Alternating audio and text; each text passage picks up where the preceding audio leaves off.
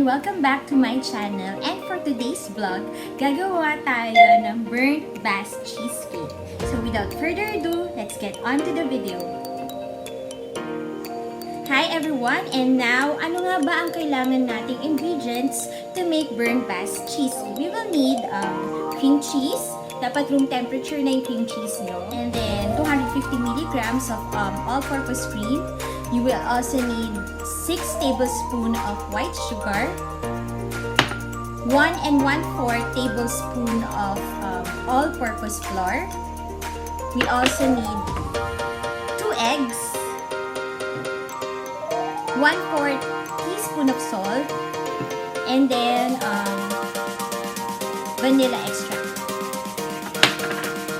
So, pwede rin tayong gumamit ng pan.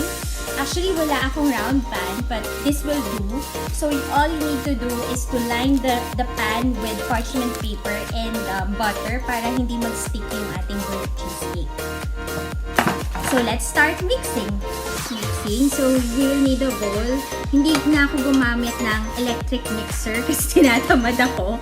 Kinuha ko na lang yung pang-whisk niya. So, first thing natin is to get the cream cheese.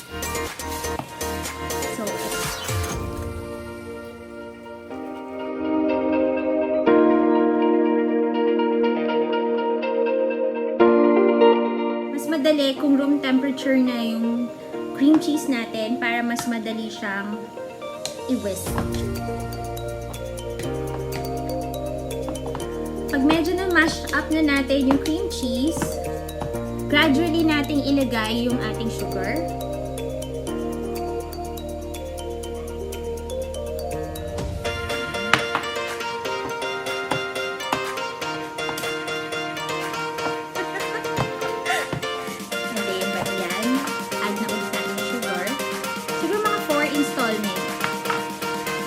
Gradually lang natin siyang i-add. Okay, add na ulit natin. Yung pang last installment natin ng sugar. Yan, mix-mix lang natin para ma-incorporate natin ng maayos yung sugar na nilagay natin. Nagiging spreadable na yung cream cheese natin. Tapos tunaw na siya and then incorporate na yung sugar. It's time to add the egg. So, isa-isa muna.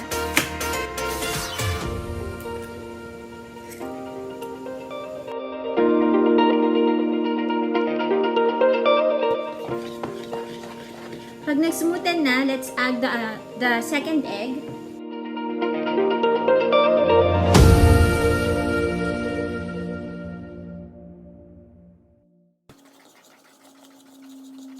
Time to add yung ating all-purpose cream, which is room temperature din.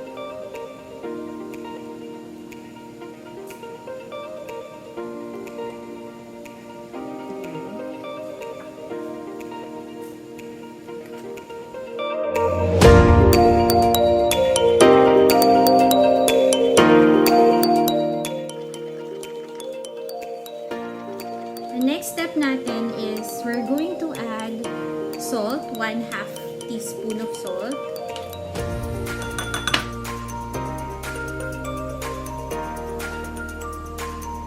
Dito na nag-measure no? Para magkaroon ng, this will enhance the flavor of the cheese. And then vanilla extract.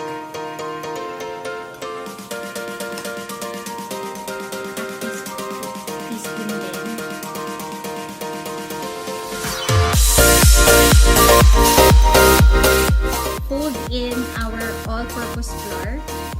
Wala pa akong spatula. Ayan.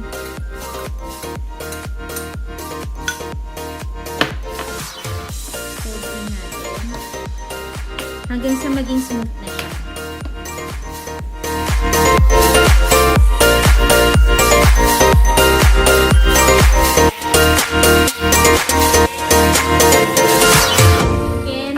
Baking pan, naka-line na siya with parchment paper.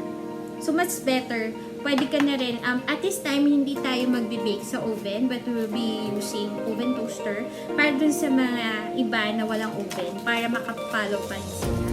So, you have to line your parchment paper with butter para hindi kumapit pag tinanggal na natin yung cheesecake.